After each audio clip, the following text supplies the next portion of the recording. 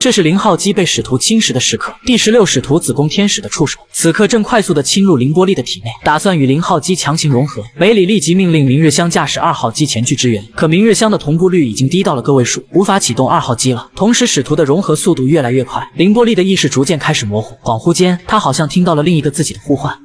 私と一つにならない？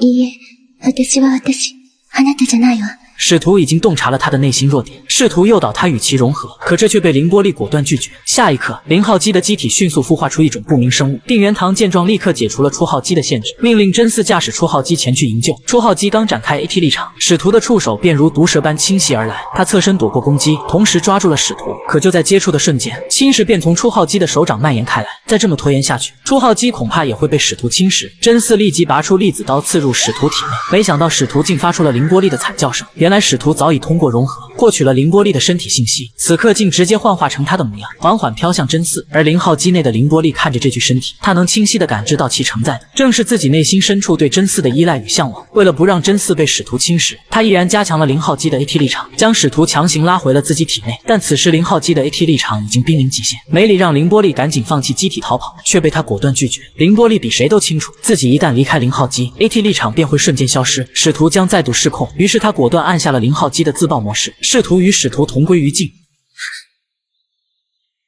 剧烈的白光中，零号机化作了凌波丽的光影，他的头顶浮现出天使般的光环，爆炸的冲击波席卷了整座城市。当烟尘散去，零号机与使徒已经一同化为了灰烬。战后搜救队在废墟中找到了零号机的插入栓，可里面的凌波丽早已失去了生命特征。绿子将她的死亡列为了最高机密，严令任何人不得泄露。生死不明的凌波丽让真嗣沉浸在悲痛中无法自拔。梅里试图用女人的身份安慰她，却被真嗣果断拒绝。但次日医院却传来消息，凌波丽还活着。真嗣疯了般冲进病房，将压抑许久的真心话尽数倾诉。可眼前的凌波丽眼神冰冷，对曾救过真嗣的记忆毫无印象，仿佛两人从未有过交集。